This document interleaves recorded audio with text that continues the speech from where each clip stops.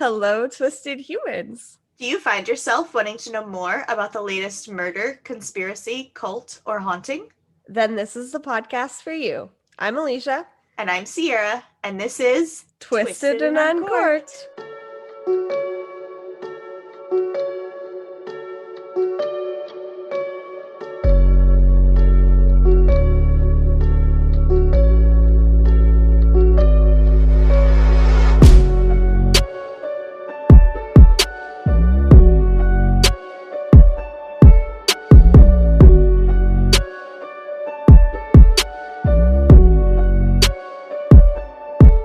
God damn it, woman. I'm running out of if we've already said these facts. You gotta keep a list.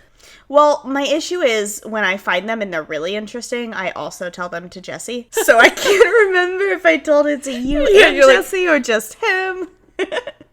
Tell me your fact and I'll tell you if I already have heard it. All right. Did you know that long ago, millions of years, when there were still dinosaurs, / maybe right after dinosaurs, before trees were real big and crazy, mushrooms were the size of trees. What? And were all over Earth, like trees are now. What? Yeah, the How Earth did was they get covered so with small? giant mushrooms. I think just through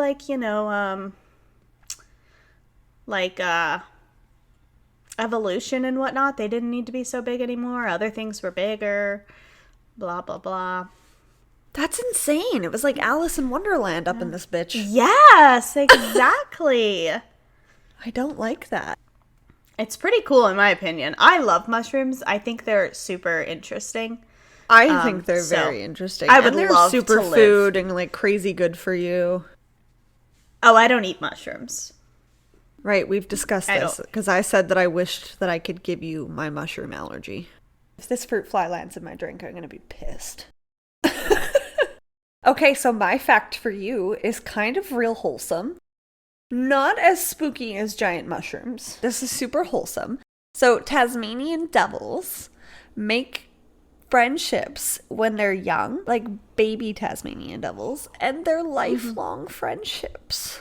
That's adorable. So, research has shown that Tasmanian devils form bonds when they're young that last for the rest of their lives. According to zoologist Marisa Parrott, in the wilds, when baby devils leave their mums, they socialize all together because they'll like be born in the same little group of Tasmanian devils. They make friendships, and then when it's time for them to leave their dens, they go off and form. So it's like a continuous pattern of lifelong friendships. Adorable, and it reminds me of Happy Feet for some reason. Right?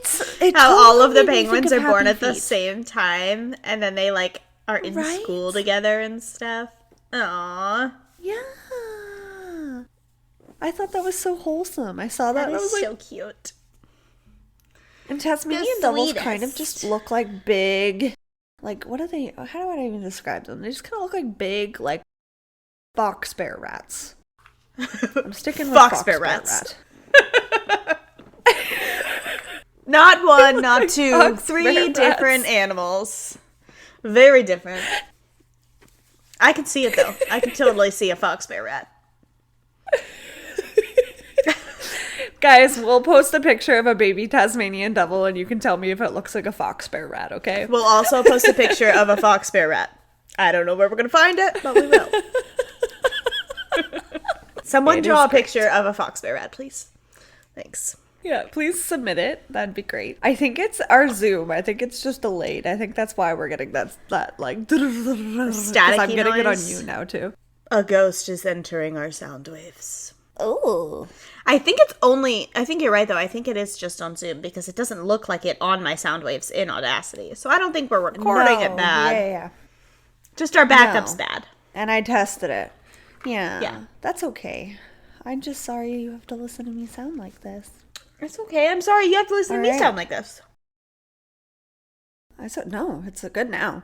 So I'm gonna have to bring us I'm gonna have to bring us down from baby Tasmanian devils. With this entire episode? Before we do that, Why do you gotta preface it like that? Because the next 2 episodes are so bad that I'm glad we talked about wholesome things in the beginning. And I didn't even plan that, but I'm so fucking glad. I did not even plan it either. These episodes are going to be rough. Yes. So with that said, we are covering our first ever round of special topics, which moving forward, we will have our listeners vote on what they want to hear. Me and Sierra can throw out a few that we're thinking about, or if you guys have a totally different idea, that would be great. Send it our way. So we are doing the special topic of murderous moms. Nothing says Happy Mother's Day this weekend, guys. Like murderous moms. Shit. That was another thing that was Sierra and I random. Completely random. Holy shit. Because when Sierra and I first started the podcast, we picked all of our topics, all of our dates, and we said everything for literally 6 months. That's why we kept making that joke. But this just so happened to land on the week before Mother's Day. So appreciate your moms, guys. Or Happy Mother's Day 2 days ago. May happen. Sorry. Yes, exactly. Happy Mother's Day, mamas. Your work has really cut out for you. All of you are incredible. Especially my beautiful co-host here, who is a mother of 2, as she is disclosed. So, not all moms are murderous ones. All moms think about it, though. Good job staying strong, guys. Right? Stay strong. That is why, that is my favorite slogan from Never Thought I'd Say This, is keep on killing the parenting game and not your kids. Yeah. Good advice. Mm-hmm. So, let's stick with that advice, guys. But before we get into murderous moms, we're gonna need some wine. Yes, we are. It needs to happen. We're landing at a white, and we are doing the varietal Gewürztraminer. It's one that we haven't covered before on the show, and it is one that I've mentioned when we did Rieslings because they're a little bit less sweet than Rieslings typically. The particular wine that we're drinking today is from Fetzer, the winery, and I believe it's a 2018. Correct me if I'm wrong, 2019. 2019. White varietal from California. So I'm sure our listeners have been like, what's with the California wines, guys? Need we remind you that that is what they have in Tennessee? Yeah, Tennessee is like really locationist. Is that a thing? Yeah, and it's they illegal only like for me things to mail from Sierra Tennessee wine, so or from California. There's a couple Washington in there, just a couple. Just a sprinkle. Gotta get some variety. I've never even Californian wines are really good in general, so. I've never even heard of a Gewürztraminer. Gewürztraminer? Yeah, so what the heck is it? Originates in Europe, in a Italian town that speaks German. So that's where the name came from. And it's literally like, it translates to like spice traminer, and I think Traminer was the name of the town that this particular varietal first started growing in. So typically, there's 2 sides of Gewürztraminers. There's either like a more dry, subtle, and then there's more of like a sweet, like very fruit forward. So I'm thinking the Californian one, just based on the notes that I saw on the website before we went to buy it, and drinking it right now. Is this one is on the sweeter side. A lot of the reviews that I saw said that people found it too sweet, and thus like they couldn't really find anything else to rate it on. So have you tried a sip, Sierra? Yes. What do we think? It sounds like you just choked on it. I did, but it wasn't because it was gross. It was because I don't know how to swallow most of the time, and I swallowed with the wrong hole. I don't going up my nose. Even know how to move past that sentence without the mind of a 14-year-old boy. Oh, man. No, it literally started going up my nose for some reason, because that's just what my body does. Oh, no. But it's good. I usually like sweet wines. So this one is definitely not, it's not as sweet as I usually drink, but it's not super unsweet either. It's a little more buttery than I like. I don't like buttery wines. Okay. Just a little more buttery. Okay. Well, I tried to go with another sweet varietal for you, my friend. This one in particular is passion fruit forward with tangerine, mango, aromas of honey and orange and spice, joined with pineapple, baked pears, and hints of cinnamon. This wine can be zesty and have flavors of clove, orange, and caramelized apples. Gewürztraminer are known for their aromatic bouquet, high levels of alcohol, and slightly sweet taste due to the higher sugar levels. The grape's skin is actually red on these varietals as opposed to green, but the wines it makes have a very typical white wine color, so that deep kind of yellow. So with that said, cheers to episode 16, my friend. I need you to... Cheers! And as you can see, if you're watching our episode on YouTube today, we are both rocking our Twisted and Uncorked wine glasses. You can purchase one of these through our Patreon if you choose, or you can just sign up for that tier level, get all of the bonus stuff, and the welcome gifts that come along with it. Yeah. The choice is yours. Either way supports the show, and you can drink your wine in style like we are. And in case you needed another reason to love the wine glasses, the decals are made by Sierra. Me. Oh, and in case you needed another reason to love the wine, 100% renewable energy. I know, I like that about the winery. Reduced water intensity by 25%, and certified zero waste. I love it. It was meant for us. Mm-hmm. Okay, so I will start this by saying, quick trigger warning. This does involve topics of mental health, specifically eating disorders, as well as the wrongful handling of an infant. So if either of those things are triggering to you, maybe skip this episode or just keep that in mind or give yourself a really full wine glass, whatever you need. So this is actually a fan pick episode specifically. So Courtney, shout out. She's one of our original listeners and has been waiting a really long time for this case. So, yeah. This case happened in her hometown and is widely speculated on, highly publicized, and highly controversial. So I'm going to keep a lot of my opinions to myself throughout the actual episode, and I'm just going to present the facts as is, and then in true Alecia Sierra fashion, we will get into the theories at the end. Yes. Also, this is very close to my hometown, so. Yes. Exciting. In Ohio. Yeah. And after digging into the case a little bit more, it was personally a little bit triggering to me.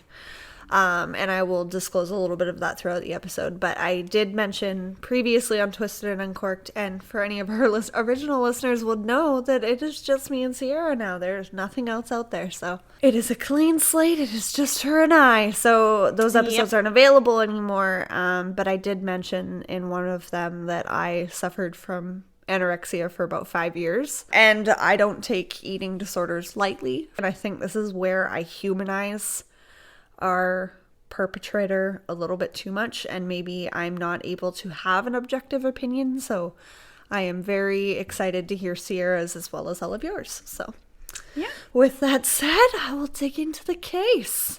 Brooke Skylar Richardson, better known as Skylar, was born in Carlisle, Ohio, a small town with only about 5,000 residents. That is really small, right? Especially I didn't for the realize. US. Yeah. I'm sorry, you guys are heavily populated. I know 90% of our listeners are in the US, and I love each and every one of you, but how the fuck do you breathe there? Come to Canada. We don't All of breathe. you come to Canada and visit me. So her mom is Kim Richardson, and her dad is Scott. She also has a younger brother. He's about 3 months younger, named Jackson.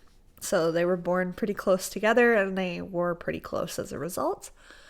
From the outside looking in, the home looked loving and perfect, to use that quote. And again, I think every other episode I sing this song, but tale as old as time. It's never a perfect family, guys. Never.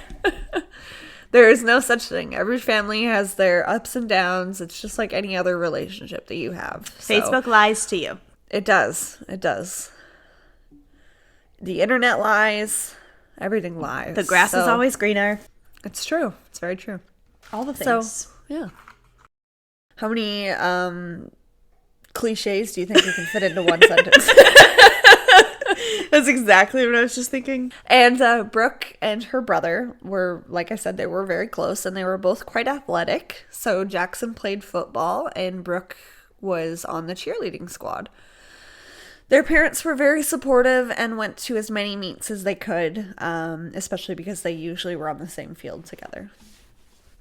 Brooke was a flyer on her cheerleading team, aka the person that is tossed up in the air. In case you guys didn't know what that was. I always feel like that's fake. I mean, not that they're not getting tossed up in the air, but like that someone is known as a flyer. Like, I feel like right? that's like only on TV. Yeah, it's in Bring It On again, Bring It On 2.0. All or nothing. Like, all of fucking them. But never in real life. Like, it's true. My school had a cheerleading team. This went is very to the much meetings a US thing. We don't and have decided not to partake. But I did go to all of the meets for a very long time, and there were no fucking flyers. We didn't throw people in the air. We just like clapped our hands on the sidelines. Like, that's it. Right? I am listening to you, but I am also watching a blue jay taunt a cat.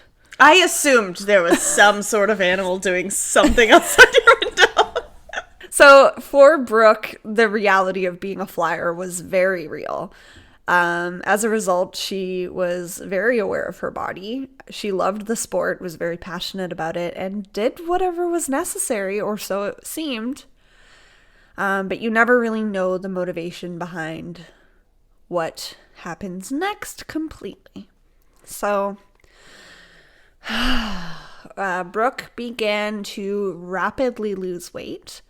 The pressure of being a cheerleader obviously was starting to get to her, and she developed an eating disorder, and a very severe one. She was 5'3". At the time, she was about 110 pounds and had dropped to under 90 pounds. Jesus. So this is where I'm going to disclose a little bit about my own journey. So I am 5'1" and a smidgen. The smidgen counts. I was 110 pounds at the time that I developed an eating disorder, and I was about 85 pounds at my lowest. So it's scary. You don't look like the same person that you once were. And looking at photos of Skylar, it's very evident that she was unfortunately succumbing to some of the side effects of anorexia. So I did, in my notes, I do have like a little tidbit about it, just so if anybody has somebody in their life that is maybe losing weight a little too rapidly, maybe paying a little bit too much attention to what they're eating, how much they're eating, etc. Something that you can keep an eye on, because it is a insanely deadly mental illness. It is incredibly hard to treat, and it is incredibly hard to get over. And in most cases, people deal with it to a certain extent for the rest of their life. I just wanted to point out, like, please know that when being underweight is a very, very big issue. There is a difference between being skinny and being fit. Yes. Fit is what you should be searching for. And fit does not mean you weigh a little. It just means that your weight is in muscle instead of fat. And Sierra makes a good ridiculous point, because that was part of what helped me get past that, was when I was going to the gym and stuff, and after the fact, after like the treatment and stuff, I started to focus more on being strong and being like powerful and like being my best self, rather than being model thin and attaining unrealistic expectations for myself, because nobody should have to feel that way. A lot of it is physical, but most of it is mental, and it is all torture. So this is one thing about the case in particular that I didn't know from the outside looking in. Like, I had heard about the case on the news just like everybody else. When Courtney had suggested it to me, I was like, oh, that name sounds familiar. I knew who Brooke Skylar Richardson was. I think she was one of the names in our Guilty Not Guilty TikTok. I'm still undecided as to what I think, but we'll get to the theories. But this definitely made it harder for me to be objective about what I actually think about the actions that she did, and it all plays hand in hand with it. So severe loss of muscle mass, listlessness, fatigue, or exhaustion, low blood pressure, lightheadedness and dizziness, low body temperature combined with cold hands and feet, or possibly hypothermia on and off, bloated or upset stomach, dry skin, swollen hands and feet, hair loss, loss of menstruation or frequently less periods, infertility, insomnia, loss of bone density, increasing risk of fractures and breaks, brittle nails, constipation, the list goes on. So when you look at pictures of Brooke during this period of her time, she was like, she had the sunken eyes, she like, her hair was very wiry, she was tiny. Her mom described that they would go to Gap, like Kids Gap, to buy her clothes, and they were still pinning it to her in order for it to be fitted. So, just humanizing her a little bit and just a little bit more about me. Like, I dealt with all of those things, and it is scary. It is so scary. So, and most of the time, the people that are closest to this person will not sense that. Alarm bell number 1, other than her drastic weight loss, her visible, like, signs of her body is, like, very unhealthy at this point.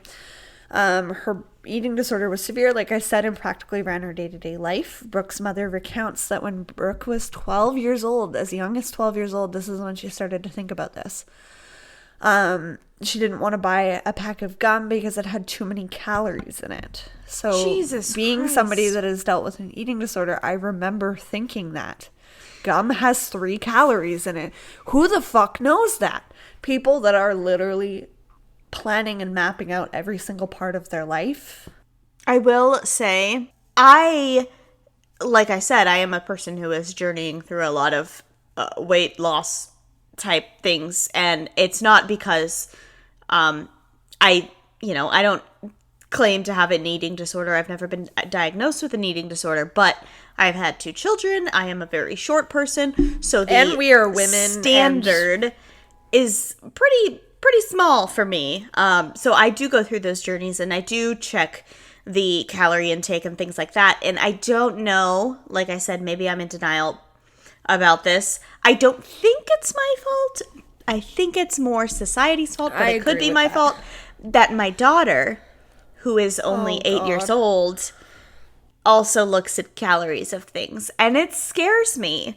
It does. Like, it's something that I know that I have to keep an eye on, but she'll look at the, she thinks 100 is good. So that's good. I'm good with that. Yeah, okay. But she'll look at the calories of something and be like, oh my gosh, this has 400 calories. I'm not eating that. And I'm like, okay, you don't have to, but like, it's fine. You're fucking tiny. Like, and don't worry about it. Yeah. When you're growing, you burn through like 8,000 more calories than you ever would when you're an adult. I often have to tell her, and again, she's fucking 8, and I hate that I have to tell her, but I often have to tell her, very like, much a some calories are good calories, you can gain muscle with that, it's gonna be fine, like don't a protein worry bar about or something it. Right. Has like 400 calories in it. Right.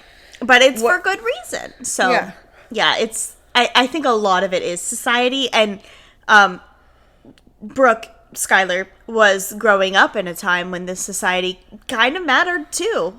You know? Like, what year did all of this happen? So, it wasn't that long ago. She was tried in 2019. Yeah. So 2016. Still very much.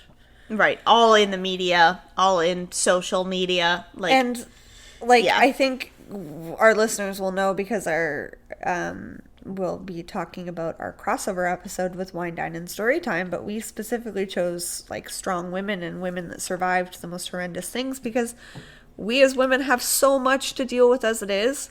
Yes. Like, we don't, like, we need to celebrate what we can get past. And I think as a society, if we look at weight and diet and celebrate the differences in our bodies and love those differences, I think we can get past this, because that scares the shit out of me to think of it. Like, me being that 8-year-old little girl at one point, like, it scares the shit out of me to think about that. And Skylar is 12 in this instance. What 12-year-old little girl is thinking about the calories and gum? Like, it sucks because they shouldn't have to worry about that. They should just have to worry about being kids and growing and having fun. Yes. So this is very much a prevalent part of Brooke's life. Like I mentioned earlier, eating disorders are a very private, painful thing to kind of deal with. And Brooke was already a private person. So that was just kind of like the worst of both worlds coming together. And her family knew that she was a very private person. She didn't really share a lot about what was happening in her day-to-day life. Like if something catastrophic was happening or like the basic things that happened in her day, yeah, she would share with her family, but it wasn't like every minute of every day. Like they didn't know what was going on. And they respected those boundaries. And unfortunately, that meant that she suffered even more on her own with her eating disorder. Children should not have fucking boundaries, by the way. Look, hot take as a mom. Fuck those boundaries. I go through my kids' tablets. I go through their journals. I don't tell them about it. I let them have their secrets, but I fucking know them, okay? I fucking know them. Sorry. A lot of moms are very against that. A lot of moms are like, kids should have privacy. No, fuck that. I want my kids to be safe. That means no privacy. Sorry. Anyway. Happy Mother's Day, guys. Again, your work is cut out for you. But it's so true. Like, I always wonder how much my mom actually, like, and as I've gotten older, she's told me stories, and she's like, oh, yeah, I knew you did that. Or, oh, yeah, I knew about that. And it's like, really? I thought I did such a good job of hiding it. So again, this point raises the fact, how much did her family really know about this? In July of 2016, so during the same year, Brooke started dating a friend of hers cousin, and his name was Trey Johnson. They dated for a short period of time and ended their relationship fairly amicably a few months later. Going into the start of 2017, Brooke started dating another guy. His name was Brandon. And Brooke, like I said, was a petite girl. She was 5'3". Brandon was over 6'3". Well over a foot taller than her. So you look at the pictures of the two of them together and it's almost comical. Like she comes up to like maybe his solar plex, like in his chest. Like maybe. So Brooke's new boyfriend was a junior at her high school. So she was 16 at the time. So I'm thinking around the same age. I'm not familiar with what junior, senior, Sierra's something. Junior or sophomore. It's possible she was a year below. I was a junior when I was 16, but I also started school early, so. Okay. So likely within a year of each other at least. Right.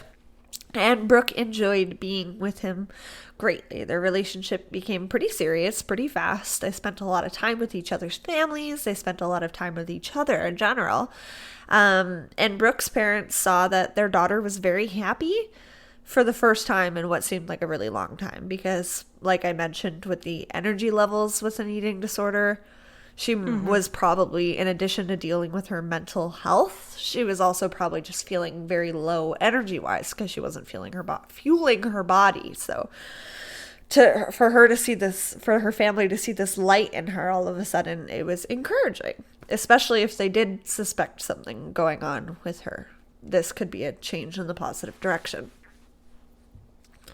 Her family believed that he was a very good influence and saw Brooke at her best during this time. Her parents saw that she was becoming more of a healthier weight. She had more energy and she just genuinely seemed happier, more giddy, bubbly than she ever had. Since Brooke was in a relationship, her mom thought it was probably time for Brooke to start birth control. The two went to the doctor, and when they got there, Brooke's mother sat in the waiting room while Brooke went inside. That's another thing.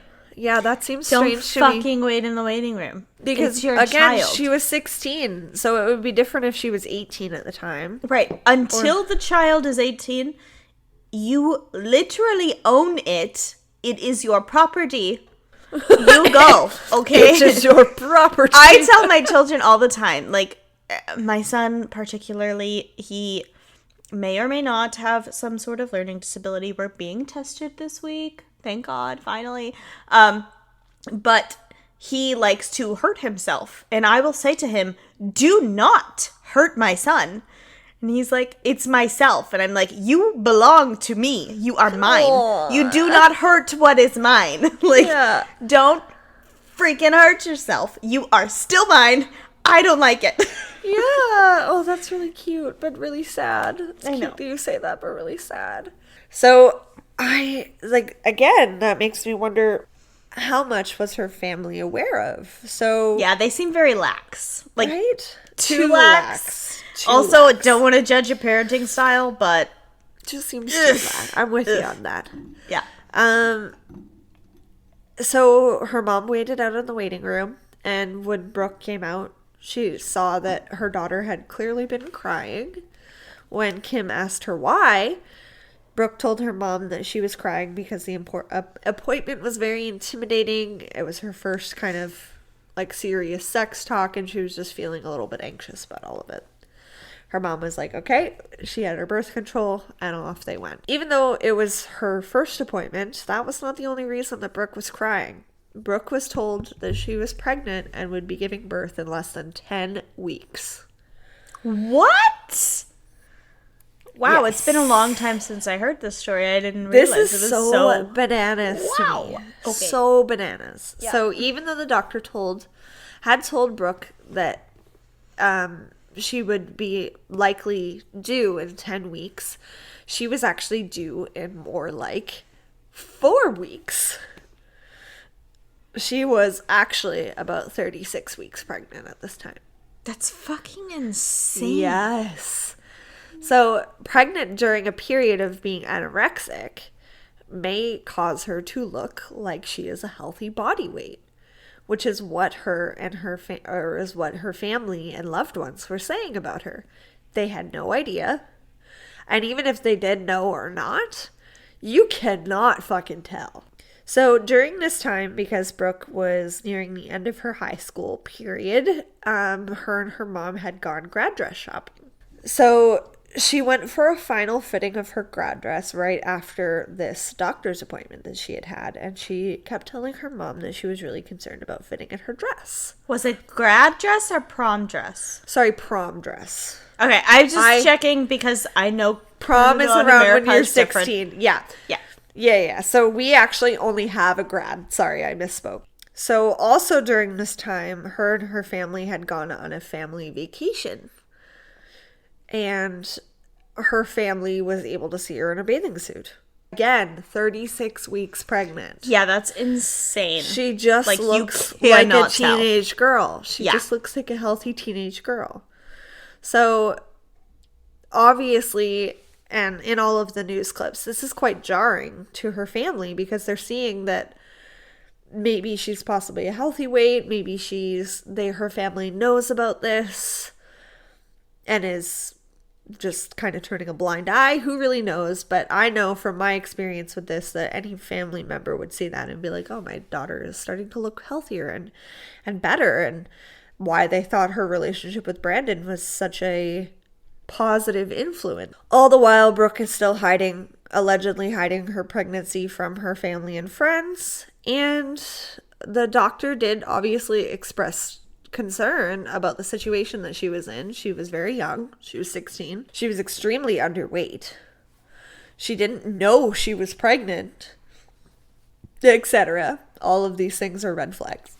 Yeah. But Brooke had asked the doctor anyway if she would give her the birth control because she didn't want her mom to suspect anything. And again, this is where this gets hairy to me because I can't see a doctor actually doing this, but what do I know? The doctor gave Brooke the birth control on the basis of her promise that she would be back in a few days to discuss her options. However, Brooke obviously never went to the doctor. A few days after hearing the news that she was pregnant, Brooke and Brandon went to prom together. Nobody could tell that Brooke was pregnant, as I just showed Sierra the photos. After the dance, she didn't tell anyone about the pregnancy, including her boyfriend, and she went about life as normal as possible. Until May 7th, 2017, Brooke said that she started having pain in her abdomen that day while she was at school, but didn't tell anybody because she thought it was just bloating, cramping, whatever. And she also didn't want to draw attention to herself because she was secretly pregnant. Right. Throughout the day, the pain started to get worse and grew even stronger into the evening. Later into the evening, after all of her family had gone to bed, Brooke went into the bathroom and gave birth in her bathtub by herself to a baby girl.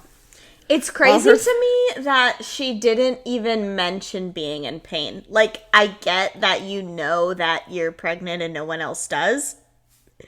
But I feel like even still, it would be like, my fucking stomach hurts. Maybe I have appendicitis. Take me to the fucking hospital. Yeah, it's just... I don't know. It's just strange. She gave birth by herself in her bathtub to her baby daughter while her whole family slept down the hallway. In her bathtub? Yeah. Oh, God, I did not know that part. Yeah, so I don't know. Like, it wasn't like a traditional, like, home birth. Like, I feel like it was literally, like, very quick. I mean, anybody that has given birth knows that it is quite an orchestra. Yeah. Knows that medical professionals are involved, if not medical professionals like a doula or a midwife or something more on the holistic side. But Brooke did this alone, and I don't know if that's just a testament of how secretive she was trying to be and how private she really was, and the fact that she was almost to full term at the time that she found out she was pregnant, and she was severely underweight. So I don't actually know how much the fetal development was at this point. Like, it just seems very surreal to me. She gave birth, and she found that her daughter was not breathing, and she was obviously a little bit grief-stricken, attempted every step that she could to bring life back to her baby, but nothing worked. After realizing that it wasn't working, she went into her backyard, dug a small grave for her baby, and buried her there. A few months later, on July 14th, 2017, police showed up at the Richardson household and told her mother, Kim, that Brooke was not in any trouble, but that they needed to speak to her. Once she came to the door, they brought Brooke into the police station, and Brooke's parents at this point had no idea why their daughter would be being questioned at this time.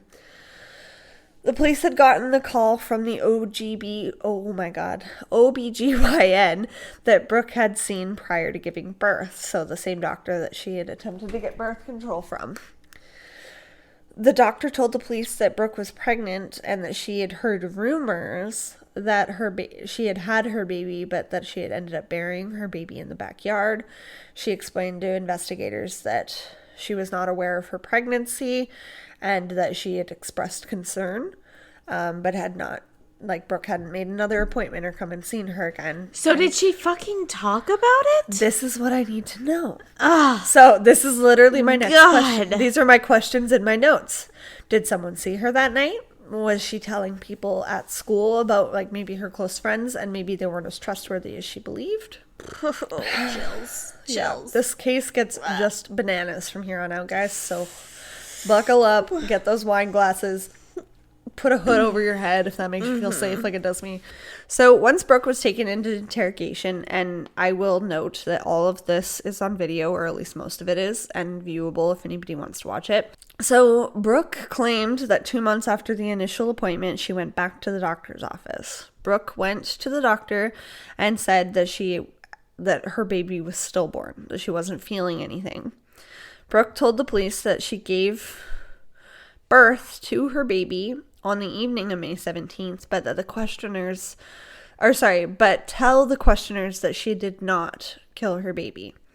Brooke made it very clear that the baby was indeed stillborn at the time, but had only done the examination herself. No one else was there with her. The authorities were obviously not sure what to believe at this point, and this is famously the most debated topic of this case.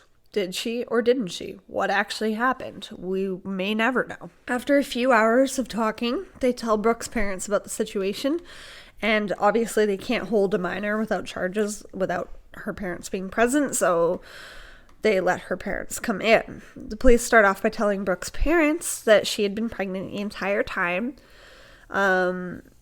They do genuinely look shocked, or at least her dad does, in the video. So that's my only opinion at this point. They tell the parents that she had the baby in their home alone in the evening while they slept, and buried her in the backyard. When Brooke's parents heard this, they instantly started hugging her. Brooke is crying. I'm just kind of describing what's happening in the video. In the interrogation video, Brooke apologizes to her mother and her father profusely and explains the entire situation to them. She says that she had been pregnant, that she found out at the doctor's appointment a few weeks prior. Brooke had told her family that she had chosen to name her baby daughter Annabelle, and that the baby was not Brandon's, but it was Trey Johnson's, her ex-boyfriend before Brandon. You don't get to fucking name it.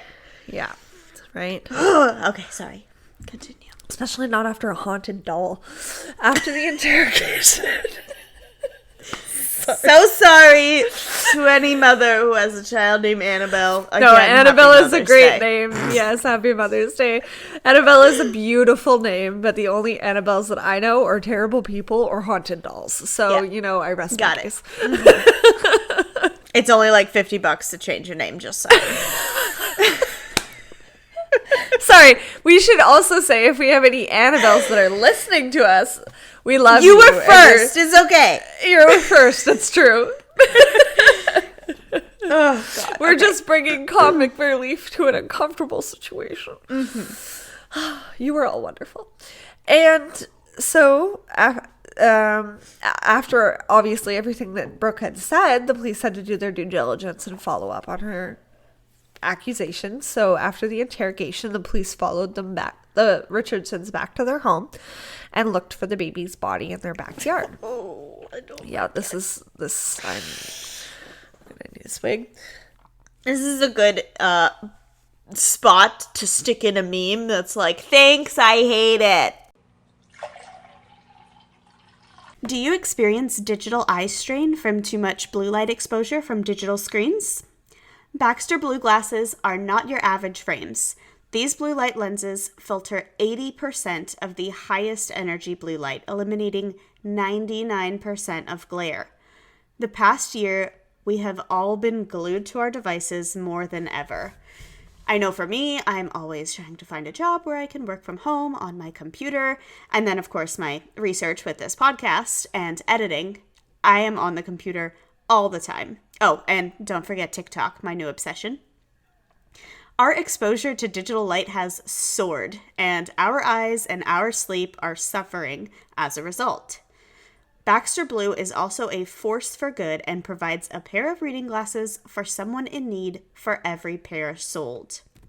This eyewear is built for our digital age, and Baxter Blue is giving our listeners 10% off your next purchase of blue light, sleep, or kids glasses. Just click the link in our show notes for your exclusive discount. This is the sign you have been waiting for to invest in blue light glasses.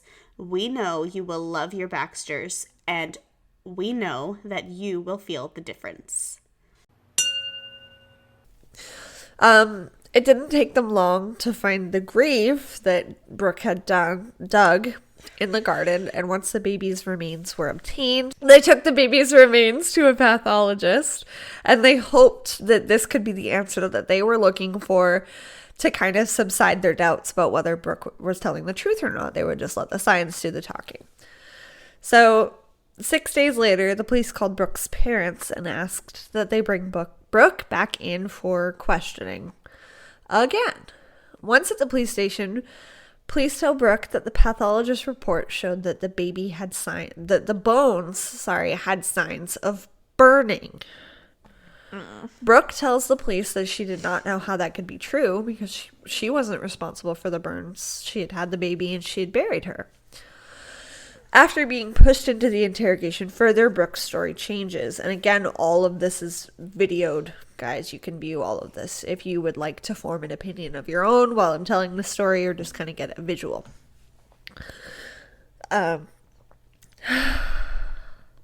After being pushed further into the interrogation, her story seemed to change. Brooke says that she may have burnt the baby's legs, quote, a little. Brooke said that she wanted to cremate her baby, and the longer she was in the interrogation room, the faster her story seemed to change. I just don't. I know, I can't. No, don't. Like, Brooke changed her initial statement. Brooke said that the baby was not stillborn.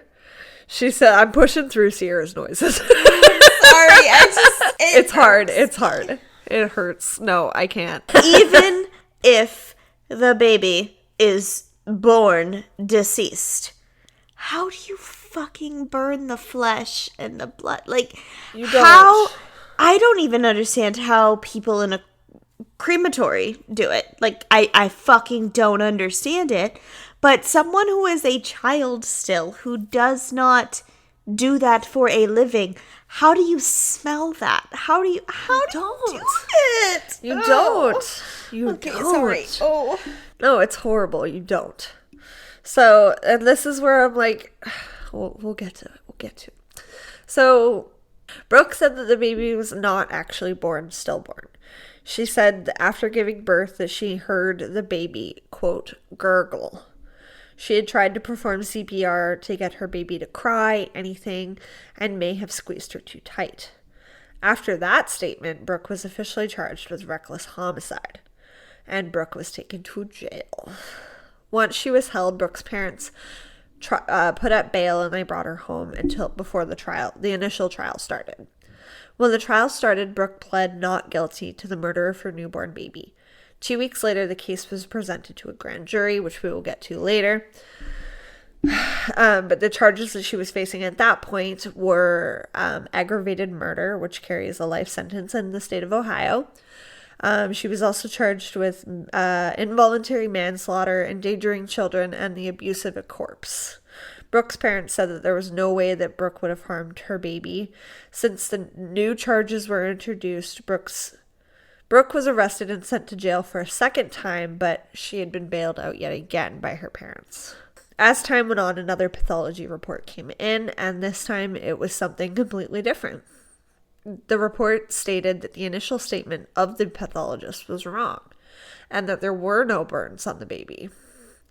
After this information was brought to the public, or leaked to the public rather, the defense told everyone that they believed that Brooke was coaxed into saying that the baby was burned through interrogation tactics. Many people in the past, as we know, have confessed to crimes that they didn't commit due to the heavy stresses that come with interrogation, or sometimes police can involuntarily suggest something, and then because they're in a position of power, the person that's being interrogated kind of wants to please them that way. So that's kind of where that phenomenon comes from. And we know from history of our true crime love that this isn't the first time that it would have happened if it did. Yeah. So the defense stated that Brooke gave a false confession, which also isn't making her look very good at this point. In the interrogation video, the questioner suggests that she may have tried to burn or cremate the baby. Another thing that was brought to light was the statement about the gurgling. Interrogators also suggested the word gurgle. That word didn't come from Brooke's mouth. But on her own, I should say. The prosecution stuck with the charges, even though Brooke may very well have been telling the truth. Although the report states that there were absolutely no burns and that the baby was most likely stillborn, the prosecution did not care and continued with the same charges. So Brooke spent about a year on house arrest before the second trial started. She was allowed to just be on house arrest during this time because she had posted bail twice. They didn't see a point in keeping her until they were able to kind of deliberate in person again. So the state in July of 2019, the state contacted Brooke's lawyers and tried to make a deal. The state said that they would take off the aggravated murder charge, which was what would have her serve life in prison, if Brooke agreed to plead guilty to the rest of the alleged charges. Brooke decided to not take the plea and said that she would not confess to something that she didn't do. Brooke's parents said that Brooke was tempted to take it in the long run, but decided not to. The second trial started on May 3rd of 2019. Obviously, the biggest challenge for the prosecution was the fact that there was a lack of evidence. Nobody else was there the night that Brooke had given birth to her baby and had allegedly given birth to a stillborn and buried her. No one else was there to corroborate this or not. More specifically, the lack of evidence, like I said, whether or not the baby was actually alive at birth. Was the baby stillborn or not? One thing that the police question is the trip to the OBGYN. Why is that so hard for me? Before she had given birth. The doctors saw that the baby had a healthy heartbeat 11 days prior to giving birth. Brooke also said that Brooke 11 days? Yeah, so she gave birth 11 days later. That's crazy, okay. hey? So she didn't even really have that. But I mean, it was barely 2 weeks. It wasn't 2 weeks. Yeah, exactly. But again, the fact that she was underweight, the fact that she may not have been treating her body the way that you're supposed to treat your body during a pregnancy at this time can cause premature birth as well. Yes. There are a lot of factors into it. But Brooke also said that she was taking the birth control pills while she was pregnant, which is so fucking wrong. Dangerous. It's not a plan B. Don't fucking take that. Right? Brooke's search history also pulled searches of, quote, how to get rid of a pregnancy. The court stated that Brooke probably wanted to do anything possible to sabotage the pregnancy, despite the fact that the cards were already in her favor, having her been dealing with a very severe mental illness. The court also argued that Brooke's mother likely knew about the pregnancy, which is where we were all thinking it. The possibility is the doctor's office had accidentally emailed something along the lines of pregnant subject matter, or perhaps her mom had gone in with her the day of the appointment, or perhaps Brooke had shared what was going on. We don't know. One factor of this story is the fact that something was emailed to Brooke's mom. Brooke's mom approached Brooke saying, like, what is this email about? Brooke convinced her mom that it wasn't real. And Brooke's mom told her if it was true, her life would surely be over. This life that she was building for herself. Which is so fucking, like, annoying. And I mean, I can't imagine. I mean, I have to say, like, this much, like, teeny tiny bit, like, nose size, I understand. Like, if a mother, as a mother, got something in an email of, like, somebody playing, and my daughter said, someone's just playing a prank on. Okay, first of all, like, I'm not fucking stupid. I know if it's a prank or not. I know if it's actually from an OBGYN. But I get this tiny bit. I get thinking, like, if your kid's like, that's not real, mom. Like, no, I'm not pregnant. Like, I get, like, and you being like, I'm well, in if denial. it is, I'm gonna kill you. Right. I get being like, okay, I'm in denial. I'm gonna believe my daughter that it's not true, but also I'm gonna let her know if it fucking is true, your life is over. Like, do you understand what this is gonna do? Exactly. But also, I understand as a very young mother, you can't fucking say that.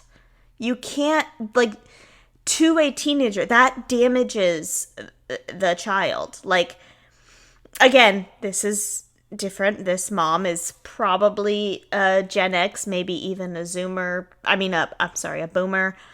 So, like, I get how that would kind of just come out of your mouth, and that's a thing, and people say those things. That's completely normal. Like, everybody, or like, people speculate say wildly that. she was as worried about maintaining appearances as the public claims she That's was. the problem that I have with it. Yes. Is the mom was more worried about appearances. Like, I get that it could just be her mom said that because that's something that her mom is used to saying. That's something that her mom was grown up told.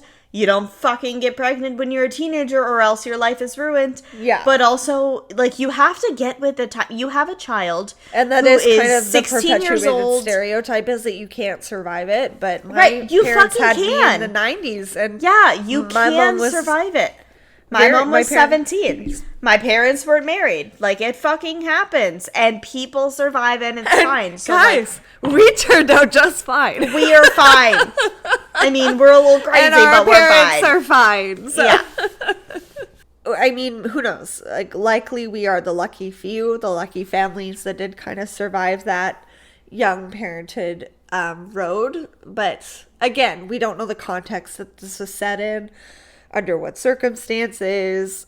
We don't know her family or Brooke personally. We only know what was painted in the media and what was given to the public, which is why I started the episode by saying I'm just going to present the facts as they are. I can't wait to speculate.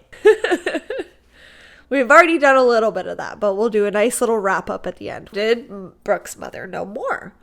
Many people argue that her mom knew about the pregnancy and did not want their image to be tarnished.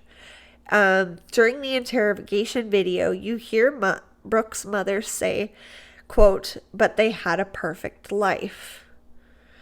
Other text messages were found between Brooke and her mother. One that says, quote, "She hates being so big and hopes that she can fit into her prom dress." This was prior to the dance that I had mentioned earlier in the story. Other texts say that she hates feeling this way and wants more than anything to start feeling better.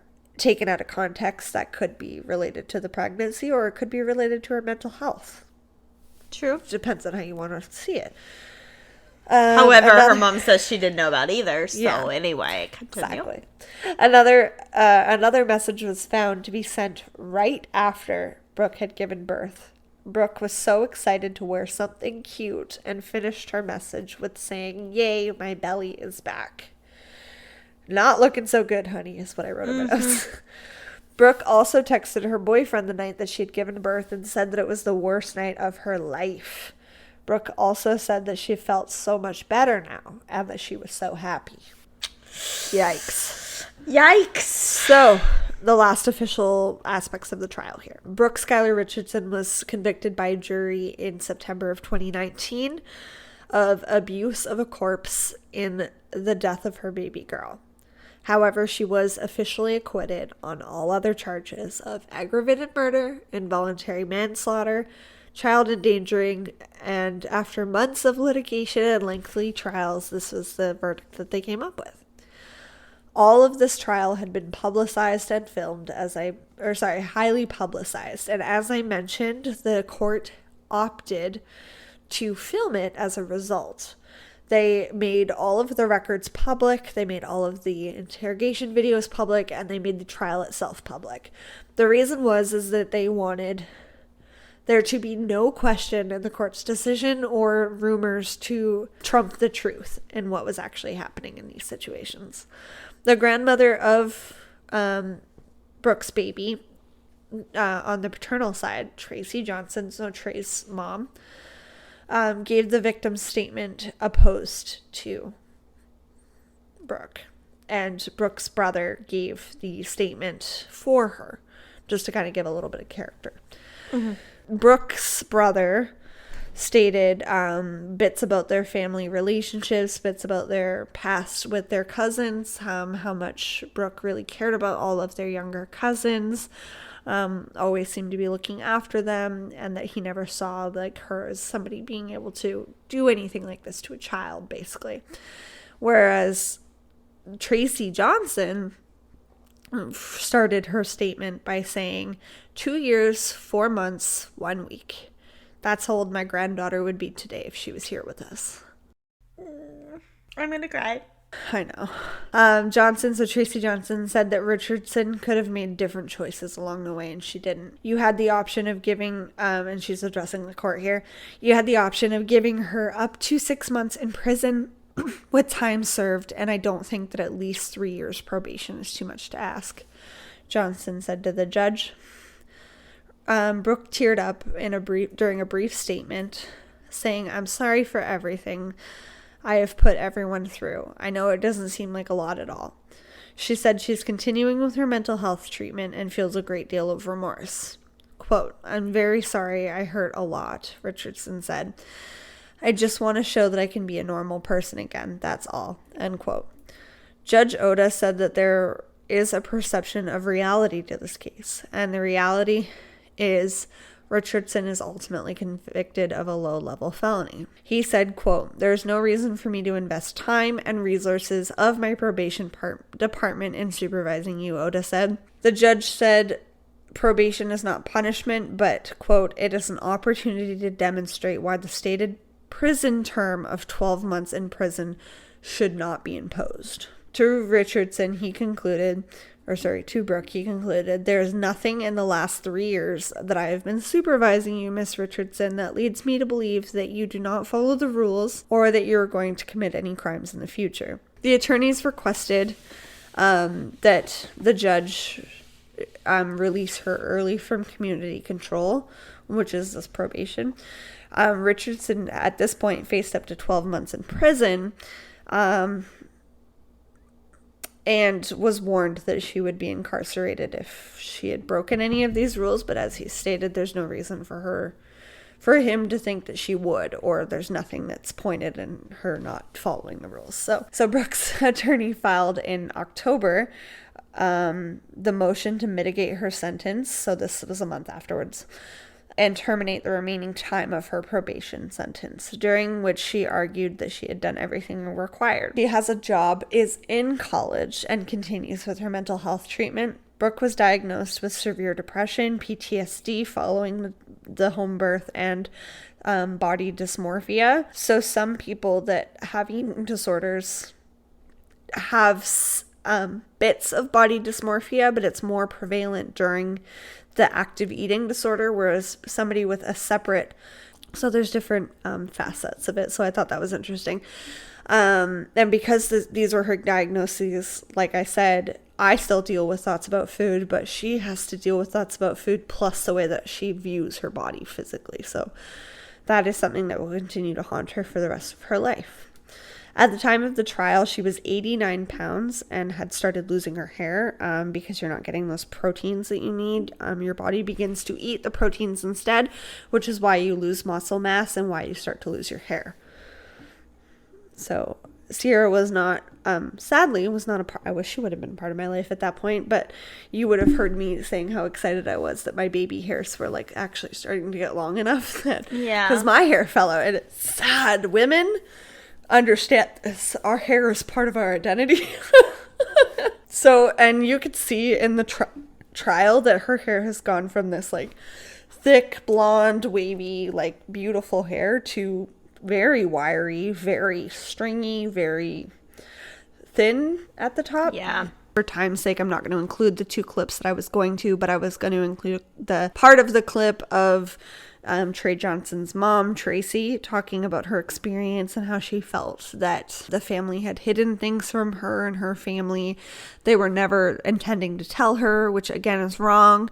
That's still technically her family at that point. That's her grandbaby. Like, I get where she's coming from completely.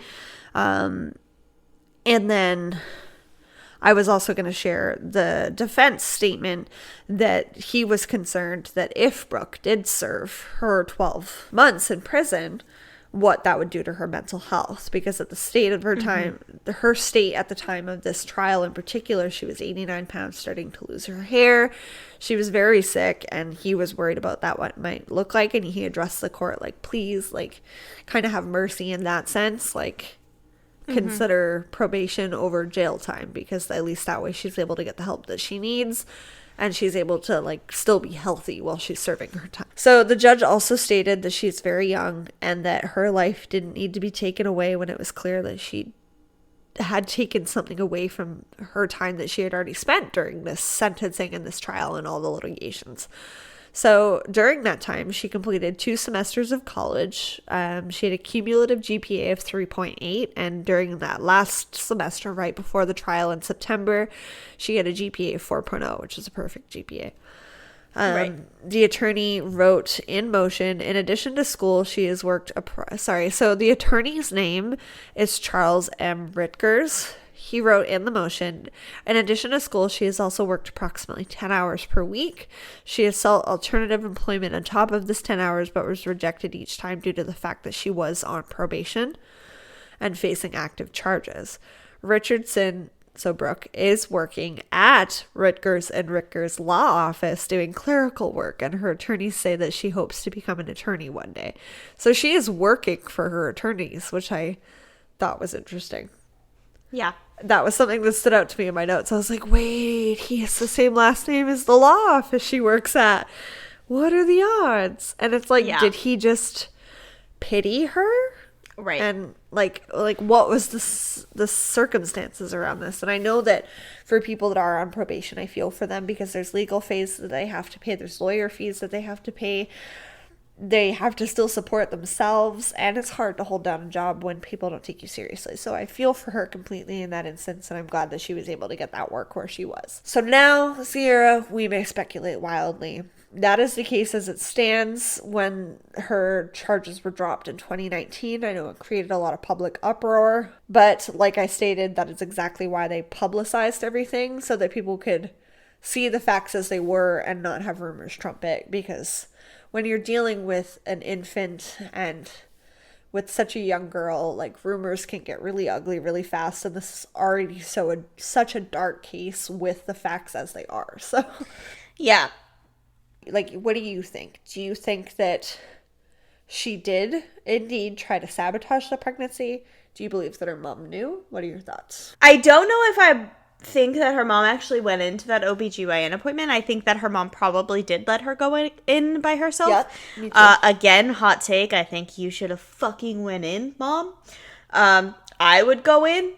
I would suggest that anyone else who has a child who is 16 years old, especially when fucking you're talking about sexual health and birth control and things like that for the first time. It's important. You kind of rely on your mom for that. It's uncomfortable. Right. Yes. Okay. So it's not even that, like, you're a bad mom if you don't go in. It's more like your daughter might at the moment be like, Mom, no, that's embarrassing. But in the long run, she's going to want you to be able to help her. Yeah. In a situation like that, especially. Anyway, I think her mom probably didn't go in, but I do think her mom knew at some point. I think at some point either she told her mom, hey, I found out I was pregnant, or her mom had this gut feeling. Yes. Yeah. This gut feeling like, something's not right. Something might be wrong. Also, I do not 100% do not think she gave birth by herself. I have given birth twice. Once was with medication and once was without medication. The first time my mom drove like fucking 12 hours in the middle of the night to be with me, and I was so fucking thankful because I couldn't have done it alone. Story. And I had medication. And the second time my husband was with me and I didn't have medication, and I've watched those TV shows of I didn't know I was pregnant. Like, there's an actual TV show about that. And when they literally drop babies into the toilet while they're going in the bathroom, and they're when they're doing it, it's like, it's going to the bathroom, they're fucking screaming. Yeah. And I always used to think, that doesn't happen. They don't actually scream. When I gave birth without fucking drugs, like, I screamed. Oh my God, this fucking hurts. Like, I said that out loud. It fucking hurts. Yeah. It hurts bad. And so there's no matter no way how, that she would have been able to do this and not wake her family in some way. Even if she had intended to go into it alone, she had to have I think her mom, at least her mom knew. Maybe her dad, maybe not her dad. Maybe her dad was like sleeping and was like, oh, I don't know what's happening. I'm going to pretend like I'm sleeping and not know what's going on. But I think for sure someone helped her. I also think that her mom is probably the one who tried to burn the child. If that was a thing. I don't know if that was actually a thing because the second test said that maybe it wasn't burned. But I think that Do you think that the coroners were paid off? I don't know about that specifically. I don't know if the first one just got it wrong. Sometimes they get wrong. You know, it fucking sucks, but sometimes they can be wrong. But if they weren't wrong, I think that it would be hard for a mother, even a child mother, to burn something that came out of them. I don't think that's possible. I mean, maybe it is. The fucking world is crazy. It's, you know, she was dealing worse with severe things have happened. And but I think the mom was probably more involved with the cover up than she says. So 100%. Even in the interviews that I've seen her mom talking, like, she seems, and we talk about this all the time on the show, you can't decide how somebody reacts to something. Right. But her mom seems very over the top, like, very worried about her image. And very like, we had no idea. Yeah. And she has, and I didn't mention this in my case, but where they buried Annabelle, or where Brooke buried Annabelle, and she was removed, her mom put an angel statue in the garden that she says she visits regularly, and just to quote, just to feel close to her. Yeah, no, buying it. I think the mom had a lot more to do with it than she says, like way more. I also think that I do believe that the baby was born stillborn. I agree with that. I don't think that she could have. I don't think it's possible for her to have had a healthy child because of the way she looked and because of her mental illness and her, physical illness. And that's why I kind of made the point of sharing what happens to your body when you do endure anorexia, because one of the facts was disrupted or in complete loss of your menstrual cycle, because your body reverts back to a time when you're a child, like Sierra's daughter, and you're that small. Your body's not used to producing those hormones, so your body almost thinks that you've gone back in time. So in the end, I think that Brooke made some bad decisions. However, I think she made that a lot of bad decisions. Her maturity wasn't there enough to hold her completely responsible for those decisions. So I'm kind of glad in the sense that she didn't get life. I'm glad she didn't get life. However, I think her mom should have been charged with something. And also I also think though that Brooke should have been charged with more than what she was charged with. And mostly I say that because I think that if she wasn't Brooke Skylar Richardson, she would have. There was a case. I agree. There was a case. I was hoping we would talk about this because there are similar cases where people serve life in prison. There was a case really closely in time frame to this case where a black woman was charged with murder for going through with an abortion at about 30-something weeks. And I think it was Georgia, and I can't remember her name, and I hate that I can't remember her name. But she was charged with, I believe, with fucking murder. I have her face in my brain. Yeah. Girl's face in my brain. Because she had an abortion when the child was past the point when you're legally allowed to have an abortion. And I think that's ridiculous. I think if Brooke Skylar Richardson would have been a person of color or a minority person or not a blonde-haired, blue-eyed girl, she would have been charged with more. Things would have been different 100%. Yeah. So that pisses me off too. That pisses me off too. Yeah. The only thing that didn't piss me off about this case was the fact that she was obviously going through something.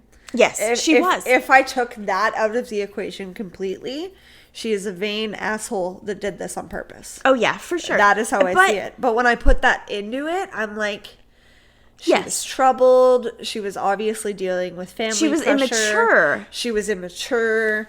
She was probably really scared. Yes. Her body is already feeling like hot garbage. She's not even running on all cylinders because you are not feeding your brain, so therefore not thinking clearly.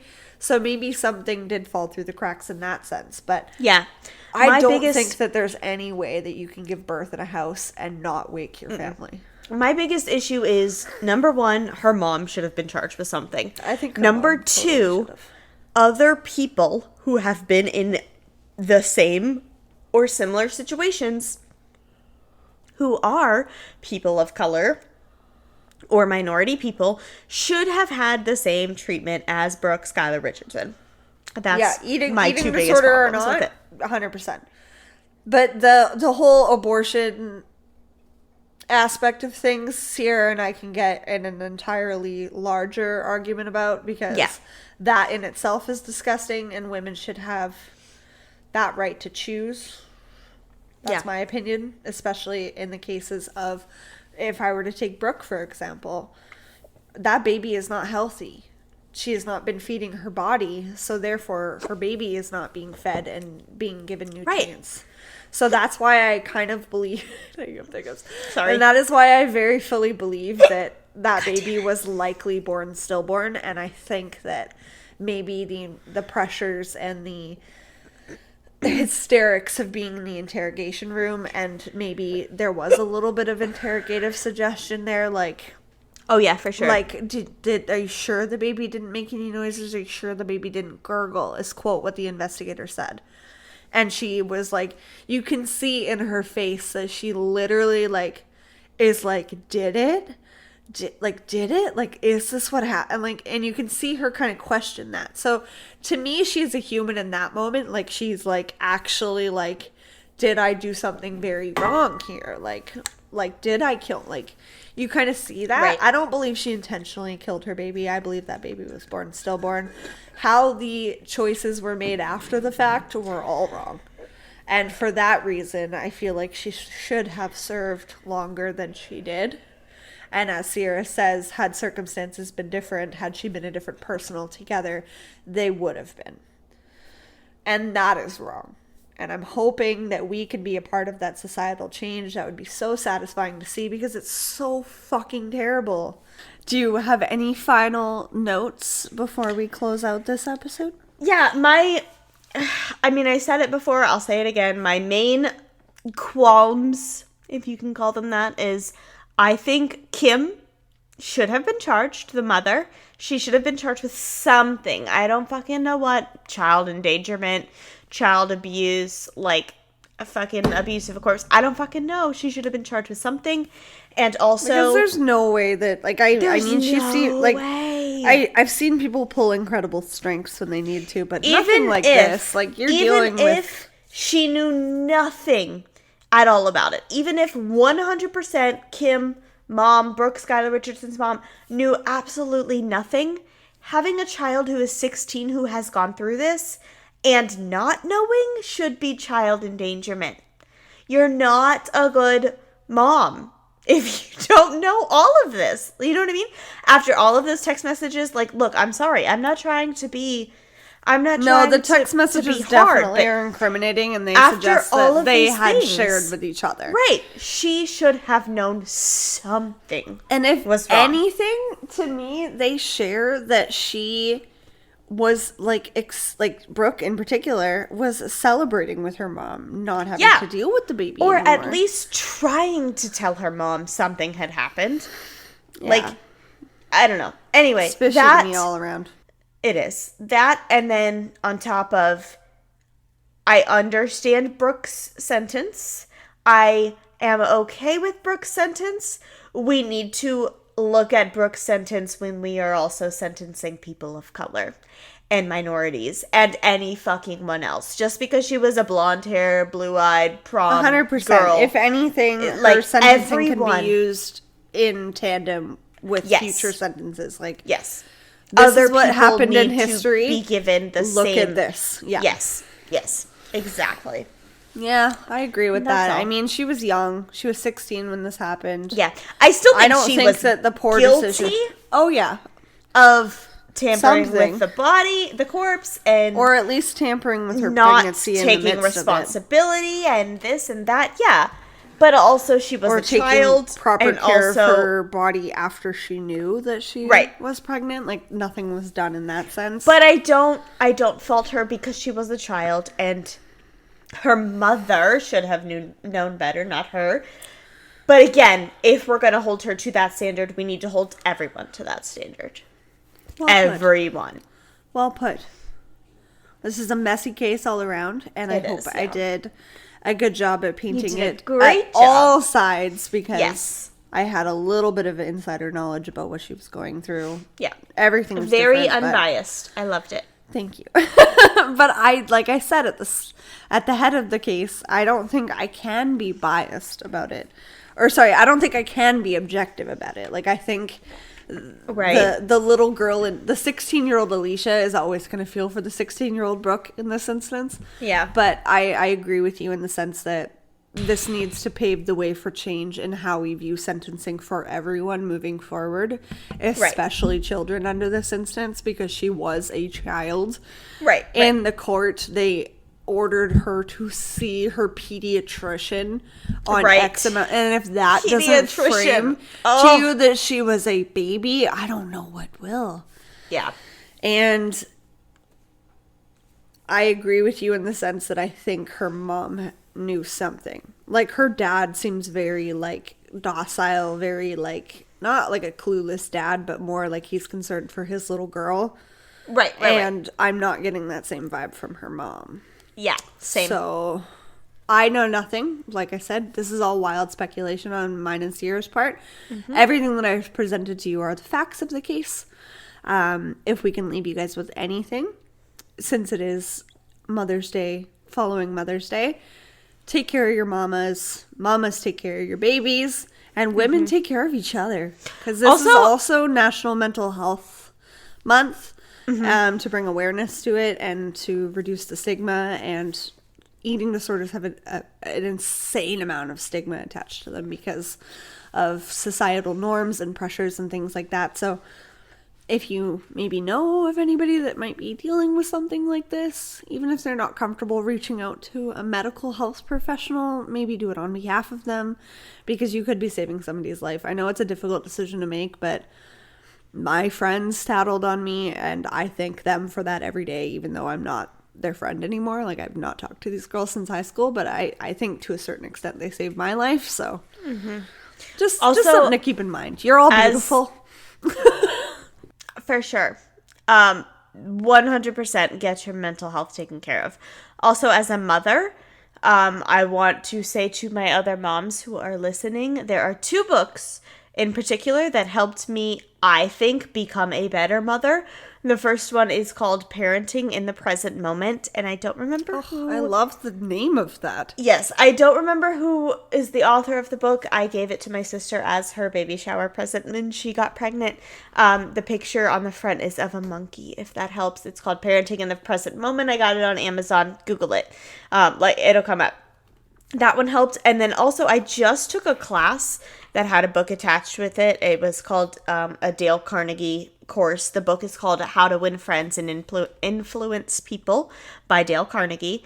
And that book is mostly about being a better business person. But if you read that book and apply it to your life as a parent or as someone who, as a person in a family, like any type of responsibility, I believe that book helped me become a better mother. I took a whole course with that book while I read it, so like there was a whole thing about it. But read that book, read the other book that I mentioned.